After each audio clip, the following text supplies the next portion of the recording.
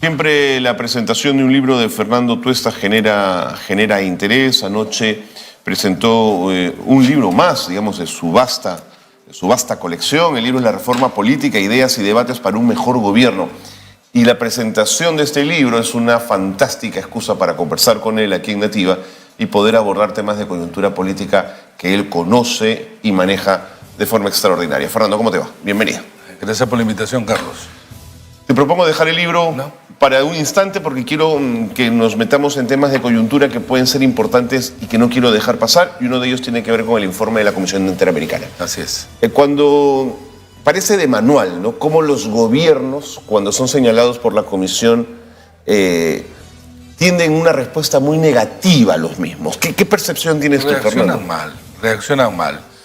Es una reacción, tú bien lo has dicho, que generalmente, y en el Perú ha sucedido, donde los gobiernos reaccionan mal, porque si es que fuera de manera contraria, tendrían que obrar, para empezar, investigaciones serias, que busquen la verdad y responsabilidades, y eso es lo que no solamente es un tema de voluntad, porque yo creo que eso ya compromete no solamente la legitimidad, que ya de por sí es baja, sino los propios cargos que desempeñan, sobre todo las dos autoridades, para empezar la Presidenta de la República, el primer ministro y los ministros correspondientes del sector. Pero era previsible que el informe también sea, digamos, de un tono que para muchos quizás sorprenda, pero dadas las circunstancias que conocemos, porque sí, señor, no es que el informe nos diga cosas que no sabíamos, sino que ordena y construye este informe sobre la base de esta información, bueno, dispersa, pero además conversando con mucha gente, sí, ¿no? Y es un informe contundente que, por supuesto, no gusta, y la respuesta ha sido, de mi punto de vista, utilizar una palabra que es un poco torpe, ¿no? No se dice, bueno, este informe creemos que tiene una falencia, ¿no? Pero consideramos que algunas partes nosotros podemos tomar en cuenta, porque claro, de lo que se trata son las recomendaciones que hace la Comisión. Sí, señor. Y de esto va a pasar a la Corte. Y ahí no hay manera de evitar. Creo que, además, como lo ha señalado justamente Oscar Vidarte hace poco, el Perú, curiosamente, está siendo un país aislado. Sí, señor. No es aislado, y no por grupos o países alineados con la izquierda, sino estamos hablando, tú lo has dicho también en los diversos informes de organismos internacionales, que nadie puede acusar que tienen una especial animadversión por el Perú, y todos en la misma dirección. Entonces, esta es una muy mala noticia, creo una de las peores semanas del gobierno, y que puede avisorar peores aún. Ok, eso desde el lado del gobierno. Desde el lado de los sectores de la derecha siempre sorprende cómo denostan al sistema interamericano. Pero, Fernando, es que no han leído ni siquiera el informe, hombre. No leen el informe, no conocen las funciones de estas instancias internacionales. Y yo me puedo acordar, quizás tú también, en los 90s, también lo mismo, ¿no? Decían, hay que salirse de la Corte, hay que salirse del Pacto de San José. Son las mismas declaraciones, simplemente con distintos personajes en la misma dirección, ¿no? Repetimos exactamente lo mismo, ¿no? Y claro, también a su vez con una corte de medios de comunicación que creen que de lo que hay que defender al gobierno es defenderse a ellos mismos, y yo creo que mirado hacia adelante, pese a esta suerte de paz aparente, y ahí está en el informe, yo creo que está cobijando situaciones que pueden ser mucho más explosivas, porque no se canaliza ni institucionalmente ni judicialmente de la mejor manera, ¿no? Correcto. En ese sentido, y para fortalecer el frente interno, ¿crees que el gobierno toma la crisis del sur, la crisis migratoria, hablando de expulsiones, de sanciones, como una forma de curarse en salud, de querer mostrar fortaleza? Claro, y además por contraste, ¿no? Porque Chile ha tomado medidas, pues, justamente muy severas, Sin ¿no? duda. Y entonces, asumir que una actitud mucho más abierta que algunos piden y señalan, ante una situación, pues, realmente de crisis humanitaria que ya viene arrastrando todo Totalmente de acuerdo. lo de Venezuela, y donde el Perú ha sido, pues, bueno, es el segundo país receptor de venezolanos en el mundo, después de Colombia, 1,5 millones, pero que atiza y coloca siempre esos aspectos sensibles también de la población, ¿no? De hecho, es un problema que no es fácil, tiene muchas aristas. Eso también es verdad. Tiene muchas aristas. Pero migración y delincuencia no es lo mismo per se. No, claro, Fernando. no, sin duda, sin duda. Y ese es un discurso totalmente incorrecto. Lo percibo. Por decirlo menos, ¿no? Pero es un problema y justamente por eso tienes, pues, que atacar o enfrentarlo con mayor finura, ¿no? No con este grueso discurso que, como bien señalas, confunde delincuencia con migración. No hay 1,5 millones de venezolanos delincuentes. Hay un porcentaje pequeño, como de alguna manera también los hay peruanos, ¿no? Y es difícil. Pero en todo caso, esto también es un problema para el gobierno. Ok. Repito, no ha sido una buena semana. De acuerdo. Quizás lo has tocado en tu libro, me contarás, pero siempre para mí es una incógnita conocer la motivación que guía a los políticos en la toma de sus decisiones. Alguna vez definiste en el diario La República, en una entrevista que te hicieron, este gobierno como un gobierno de sobrevivencia. Pero ¿sobrevivir para qué? ¿Para qué vives larvado, sin que nada se mueva? ¿Para conseguir qué, Fernando? Mira, al inicio, yo creo que todo político aspira a llegar al poder, si no, no es político. Sí, así es. ¿No? Tiene que Y tener trascender, además, ¿no? Tienes que tener una ambición. Así es. No es fácil ser político contra la que la gente pueda. Te tiene que pueda gustar el pensar. poder, Fernando. ¿De acuerdo? Indudablemente. Sin que eso sea una cosa negativa. No, claro. Pero hay situaciones en donde tú puedes decir, mi participación en este momento político está circunscrita de repente a situaciones que en el corto tiempo puedes hacer mucho. La presidenta Dina Boluarte pudo erigirse como la presidenta de la transición democrática el 7 de diciembre. El 7 de diciembre, claro, hubo protestas para, digamos, a favor de Castillo también, es cierto, pero ella tenía un capital político, hasta ese momento, ¿Es verdad? que tenía que ver con, se había distanciado del gobierno, Sí. mujer, derecho hablante, MIDI, trabajadora desarrollo, pública, MIDI, ¿no? O sea, tenía ahí un Sí, perfil sí. como para sacarle ventaja. Pero lo primero que dijo es, yo me acuerdo hasta el 2026, en contra de casi una demanda fuerte ciudadana. Pero para eso, entonces el segundo momento fue, digamos, dejar a los mandos militares y la policía lo que ha terminado en una represión y pues. como se llama, una masacre, ¿no? Sí, pues.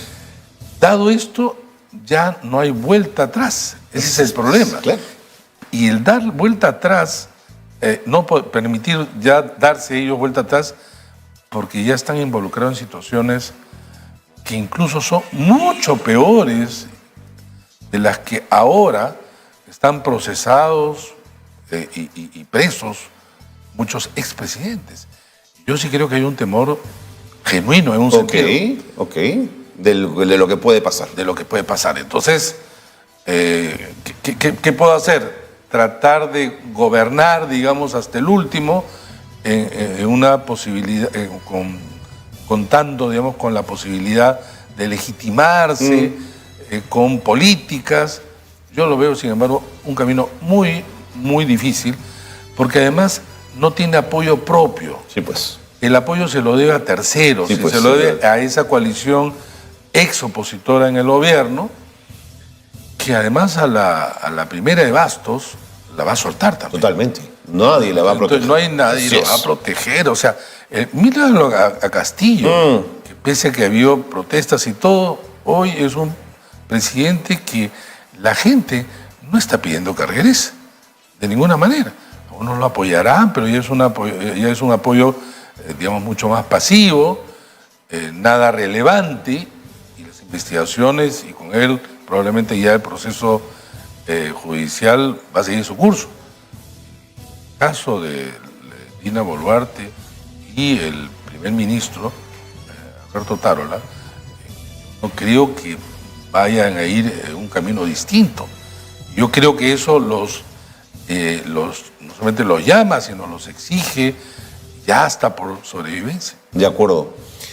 Cuando hablabas de la popularidad de Castillo, he pensado en lo que ha contado César Hildebrand esta semana respecto a una solicitud que hizo el diario Perú 21 a Ipsos para que hiciera un simulacro de votación, que no ha sido publicado, pero que el resultado arrojó Castillo primero, Keiko segundo, Fernando. Sí. Bueno, claro, es una simulación. Es una simulación. Con 16% tampoco es un gran número, ¿no? Exactamente, ¿qué es es la realidad que transitamos el 2021? Él saca cerca de 19 y ella saca cerca alrededor de 13. Así es. Lo más bajo de la historia de dos que pasan a la segunda vuelta. Vale decir que casi 3/4 partes, 2/3 partes no votaron por ellos. No votaron por ellos. Y la segunda vuelta es una obligatoria alineación de dos, pero que no son, apoyos fuertes.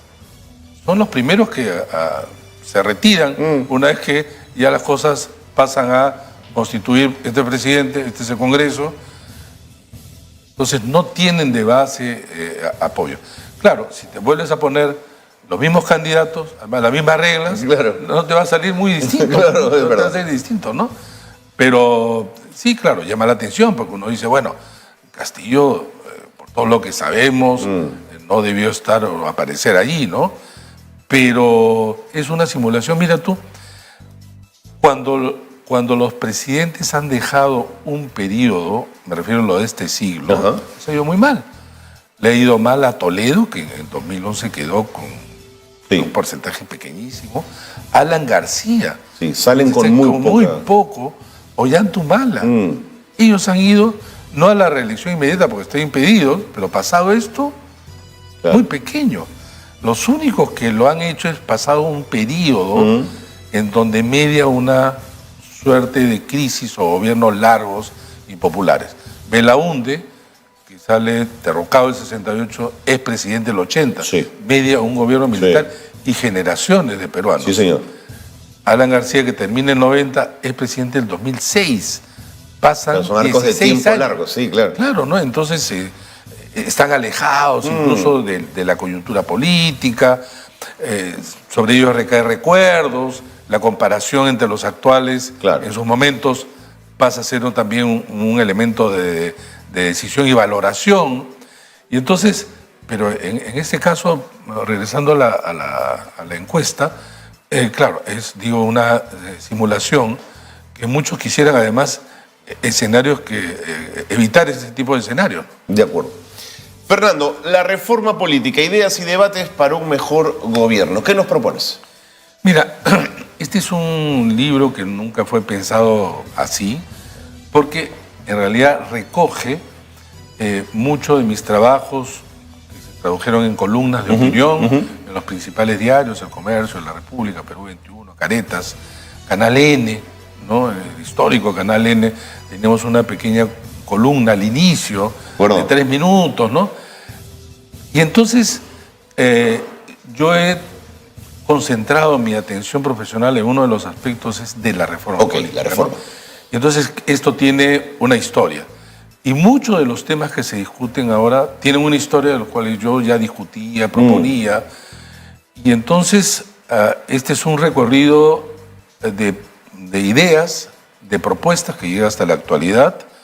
Y de alguna manera es una forma de testimonio personal sobre lo que yo considero que era necesario en el debate público. Está organizado, no es simplemente un conjunto de columnas, están organizados por 7 temas Ok. que se de preocupación. Un primer capítulo referido a los momentos de la reforma política. De acuerdo. Que los han habido. ¿De los últimos 30, 50 años? De los últimos 30 años. 30 años. De los últimos 30 años, ¿no? Como para empezar la transición democrática. Por ejemplo. ¿No? Cuando entre Fujimori y luego el gobierno de transición de Valentín Paniagua, ahí hubo una comisión, yo participé también, incluso poco antes de ser jefe de OMPE.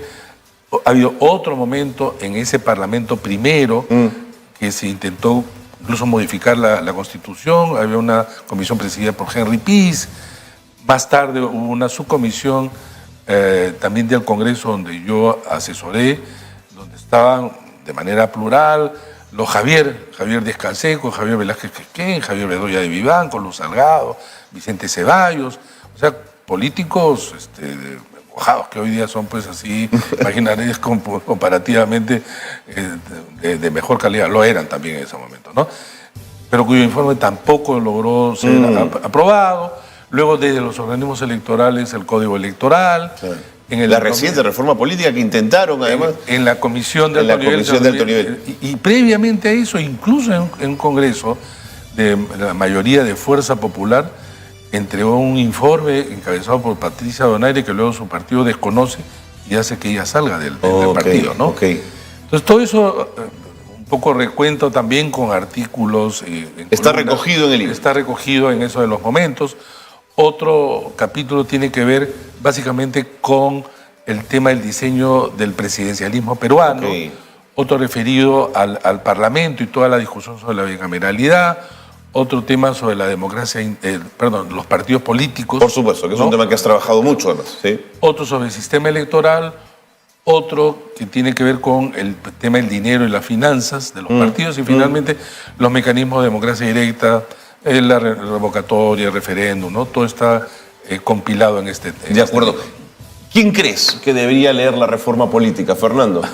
Bueno, está escrito no desde el punto de vista del académico, sino en todo caso yo como académico, que en mis columnas trato de serlo, digamos, vertir estas ideas que nacen de muchas investigaciones más densas, ¿no?